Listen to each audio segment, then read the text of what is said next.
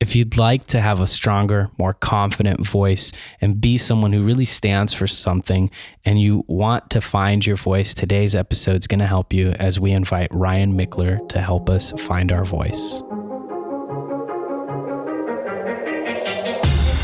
Welcome to Thriving Launch with Luis Congdon and Kamala Chambers, the show for heart-centered entrepreneurs who want it all. 5 days a week, we bring you different segments to inspire you to live a life of freedom. We interview the leading experts in the field of business, health, and love. Be sure to check out Training Tuesdays, where we give you a clear action plan to grow your own business. How would you like to be able to interview world-class experts, sit down and have chats with people like Jack Canfield, Marianne Williamson, Robert Kiyosaki, Tim Ferriss, you name it? Would you love to interview other people that you really admire and consider to be your heroes? Well, we've created a course for you that teaches you how to podcast, how to set it all up, and how to get going so that you can really have a successful show and you can do it properly. Over at thrivinglaunch.com, we have a podcasting course, and it's there for you, waiting for you to snatch it up. So head on over to thrivinglaunch.com and let me teach you how to podcast the right way. Today's guest is Ryan Michler from Order of Man. He runs a hit podcast show that's doing very, very well. He also runs a Facebook group that has nearly 12,000 members. Ryan Michler is someone who's going to teach us about using our voice to empower ourselves and others around us. All right, welcome to the show. Ryan, are you ready to launch? I am ready. What is up, you guys? It's great to have you here today. You know, one of the reasons why I really wanted to get you on the show is, well, one, you're a podcaster. You and I have been around each other for a while now. I mean, you and I really got to know each other at the blooming stages of us, you know, and what we've become today. A long time ago, right? Right. So it's been quite a process because, you know, we've both have had so many learning curves, and now we have something that's more stable. We have, you know, profitable businesses, communities. And one of the things that I really wanted to bring you on the show for today is, here's something that you do, and you do it stronger than most people do so in their business and they do online in their personal life, is you're pretty adamant about your beliefs and being outspoken about it and being pretty clear about who you are. You do it tactfully, you do it respectfully, but nonetheless, you're pretty adamant about, this is who Ryan is, this is what I stand for. And that's something that not only has resonated with a lot of people, it's helped you really build a thriving community, a successful podcast, and has made you someone that people look up to. Yeah, well, I appreciate that. Yeah. You know, I think it's important. I think it is true that we be authentic to ourselves. I think here's the major trap that I think a lot of people fall into, is trying to please everyone. And I used to be this guy. I used to be a guy that wanted to make sure people were happy. I would bend over backwards to accommodate everything that they wanted. And gradually over time, I've learned that there is no way that you can sustain that sort of effort for any sustained period of time. People want to be nice. They want to be accommodating. And as much as I would like to do that, I also have to be true to myself so that I can have the energy and the drive and the passion and the motivation to sustain whatever activity I want to sustain. So it's critical we find a way to speak our truth and share our message, regardless of how people might feel about us or the message we're sharing. I absolutely agree with that. And one of the things that I find people respond most to, at least in my audience, is vulnerability, realness, just being as authentic as possible and not just throwing everything out there, like, you know, or being overly emotional or anything like that, but just being real with people. And I think that's something that people are hungry for and really want.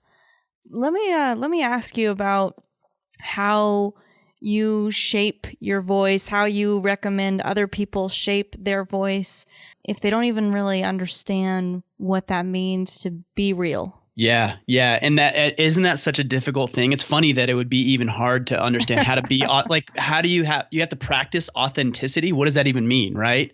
But I think the place that most people get hung up, especially on social media, because it's very easy for somebody to come back and blast you for anything that you might say that is in disagreement with what they might believe or say about themselves or their lives.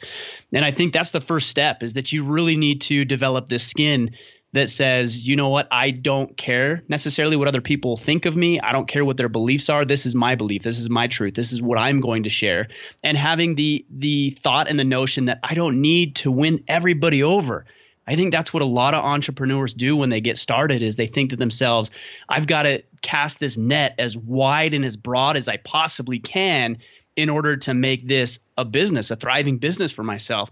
And in all reality, if you think about the over 7 billion people on the planet, that number is just staggering. It's so high, it's very difficult for us to even understand what 7 billion actually is and how much that actually is. You don't need 7 billion people. You need like 1,000 people. And there's 1,000, there's 10,000, there's 100,000, there's 10 million people out there that think the same way that you do. And if you can be kind of the, I don't want to say poster child, but kind of the rallying cry for people that maybe aren't willing to share that voice or have that thick skin, those people are going to follow you. You know, one thing that I think really stops people in their tracks is the bad press that you could get. You know, the people, the haters, the trolls. And Luis, I know that this is something that you struggle with, right? Luis is like a really vulnerable guy, as all of you know, and he puts out a lot of stuff. And sometimes it rubs people the wrong way. And I'd love to hear just a little bit more about what do you do to navigate trolls and haters when they do come? Yeah, sure. Well, so I think a lot of this has to do with personality as well. I think it can be developed and I think you can grow thicker skin than maybe you have right now. But I think a lot of it has to do with personality. My wife will say to me, who are you going to piss off today? And I'm like, well, what do you mean? And she's like, well, you haven't pissed anybody off on Facebook for a couple of days, like almost like I like doing it. And I don't say things or do things to make people upset. If that's what happens, that's what happens. So I think it is definitely your personality. Like I like to poke. I like to push the right buttons. I've always been that way a little bit. So that's number one. Outside of that, like I almost look at negativity and people responding negatively to what it is I'm saying or sharing or how I look or what I say or how I say it as a badge of honor. Like I look at that and say, this is success, because how many people out there have something to share, but they're hiding. Like they're hiding in their house and they're hiding behind their keyboards and they're hiding and they're not sharing what's really on their mind. And then what ends up happening is they end up getting railroaded their entire life and they can't live happy and fulfilled and content because they're so afraid of what other people might think of what they believe. So I think it's really important to understand that you've got to take care of yourself. Like you've got to be happy. You've got to share your message and truth. And then just recognize that, you know, you could be reading from the Bible and people are going to find something to disagree with you about. But it's not that big a deal. Now, I've got a couple of tactical tips I can share with you that help limit some of that stuff or even reduce some of that stuff for me. But that's kind of higher level view for me and how I view hate and negativity that comes my way. You know, one of the other things too for me is it really goes back to something that to answer your question here, Kamala, one of the things growing up that my dad would say a lot to me is let people know who you are. And be somebody who stands for something. And if they don't like it, at least they know that they can trust you. At least they can know who you are, and there's no beating around the bush about it. So in high school, I was very different than a lot of the kids in high school because I had different perspectives on life. Maybe I don't know. I kind of feel like an old soul in some ways. I just had very different perspectives. So when my friends were busy talking about girls this way and that way, I'd say, well, it's not really what I'm interested in. Like, I really want to have a girlfriend, want to fall in love. And, for a lot of guys in their teenage years, that's like kind of funny to them. Or kind of pick on somebody about that, and I was fine. I was like, it's okay. I'm gonna be an example, or I'm gonna just stand for something, and that's okay if that's what they stand for. But we don't have to agree to get along.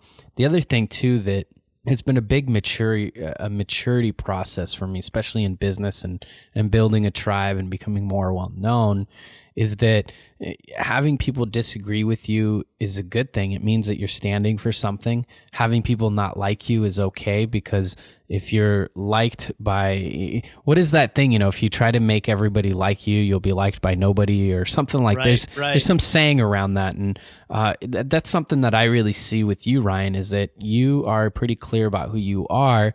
And in business, a lot of us can be really nervous about that. And Kamala has been somebody who's really pushed me to kind of test the edges of how much I'm willing to share or how much I'm willing to be full on me in front of the world, whether it's, just out and about in the streets or whether it's online with social media. The thing about social media is, you can write a post in 10, 15 minutes and it goes out to thousands and thousands and thousands of people, and they can all have an opinion. Whereas if I walk out the street and I'm dressed like a clown, maybe nobody will see it, or maybe only a few people, and they're not going to come and talk to me. They're going to keep it in their heads. So there's a certain kind of braveness or courage that people tend to have online that's very different than they would in real life. Yeah, I mean, you bring up a couple of really good points. There's one of my favorite quotes is by Winston Churchill. He says, you have enemies, good. That means you've stood up for something sometime in your life. And I've used that quote as a opportunity for me to continue to speak what is my truth and even push the boundaries. And you said it perfectly. You said test the edges. And you also talked about maturity. And I think a lot of the way that I share my message, a lot of the way that you are both sharing your message stems from a position of confidence. It's very difficult to put yourself out there. It's very difficult to share raw and personal stories, some things that you failed with in the past, some missteps or shortcomings that you have. But you can do it. And it only comes through confidence. And a lot of people will say, well, how do I gain confidence? The only way to gain confidence is through action. Like, you have to do. If you can't work, if you can't put forth the effort and you can't display a little bit of courage, then you're never going to build the confidence required to, in this case, speak what's really on your mind or start a new business or whatever it is that you're trying to accomplish in life. So at some point, you just got to go and you just got to try it, and you build from there and you continue to test those edges like you talk about. Have you noticed any correlation between being the full-on Ryan? And one of the things I've seen with you is from the beginning where you're a little bit more meek to now where your wife is saying things like, who are you gonna upset today? So it's it's quite a progression. And one of the things that we talk about in marketing is repulsion marketing, where you're actually repelling certain people and inviting other people in, and that can create a very strong following. Donald Trump, for example, somebody who's a very powerful marketer in that sense, that he is very clear about who he's pushing away and who he's inviting in.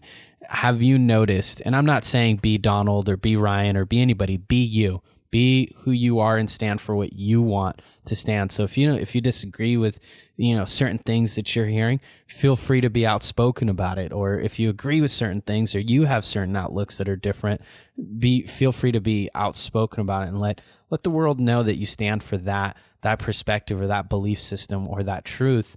Have you noticed any correlation between your business, your podcast, your Facebook group, your email list? Has there any been correlation between fandom and doing that, or has it decreased? Because one of the things that a lot of people are scared of is, well, if I say this thing, then I'm going to lose some people, and then, then I won't be quite as popular. And a lot of times what a lot of repulsion marketers say is that it will actually make you more popular. I'm not saying try to be repulsive on purpose. I'm saying that there are some people that you will naturally repel, and that's okay. That's completely okay. And I'm asking you right now, Ryan, have you noticed a correlation between fandom and being this full-on Ryan? Yeah, I mean, I think it's important. Like, you have to know what you stand for and what you don't, and you have to be willing to share it. And you're right. Like, there's no doubt that if I say something that I have a conviction about, it doesn't even matter what that thing is, that I will lose somebody. Somebody's bound to drop off because they don't agree with what I said or how I said it. But for every 5 people that I might lose, I gain 100 that believe in what I'm saying, that want to listen to what I have to say, that believe the same way. And not only that, it also strengthens the relationship that you have with your existing following that really do appreciate who you are and how you're showing up.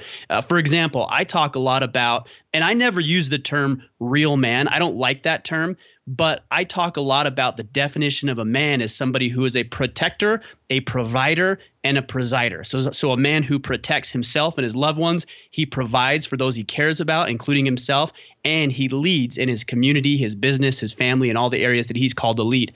That, to me, is what a man does. And I'm not above saying that somebody, a male who does not fulfill those responsibilities, is not living true to the way that he was meant to live. Now, that's going to tune some people out. Who's it going to tune out? It's going to tune the ones out who aren't protectors, who aren't providers, and who aren't leaders. That's okay. I'm not interested in talking with them anyways. I'm talking with the guys who want to be those things. And so I say the things that I say not to game the system, but because that's what I believe and that's who I resonate with and want to talk with. Absolutely love it. Before we close out today, I'd love to hear anything that you really want to make sure the Thriving Launchers walk away with.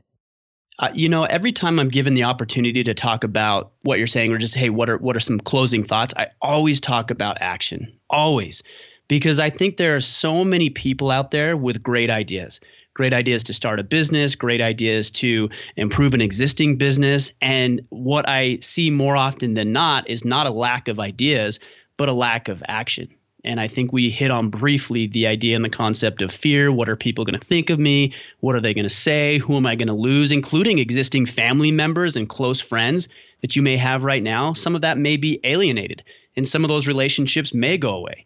I get that it's scary, but if you truly want to show up not only for yourself and live fulfilled in your life, and you want to be a lighthouse for other people and shine your truth so that you can stand tall for other people who may not have a voice yet but need what you have to say, then at some point you're going to have to overcome that fear and take action and get to it. And that would be the message I would share. That's something that I love about you. A lot of people are loving about your work is that you call people into leadership. You call people to play big, to be bigger than they currently are, have been, or ever were, to really come forward and be action takers in their life and not sit idly by. That's a very masculine trait. It goes very strongly. I'm not saying women don't, execute also. I'm just saying just the wording and all of that about being an action taker, be a leader in your community, be a provider, that all really fits into a masculine paradigm. And you're doing an incredible job leading people through that and calling people, because everybody has a message. We all have a mission. We're all here for something. And once we really ground ourselves in that and decide to take action and share that with the world, we're going to be a lot more fulfilled, a lot happier. And everybody has some big role that they're being called into. And that's something that I've watched you really step into with yourself. And now I'm watching you call a lot more people to do that with themselves. It's been a real honor to have you here on the show, Ryan. Thank you so much for joining us on Thriving Launch.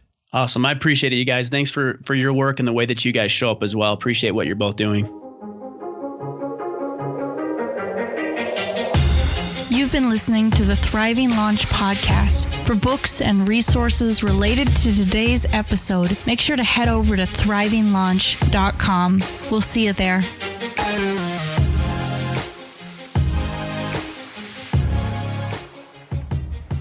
If you've enjoyed today's episode, make sure to tune into the next episode where we're going to talk about how to sound like a pro, how to interview like a pro, and how to create a podcast that it sounds really professional and makes your guests feel awesome to be on your show.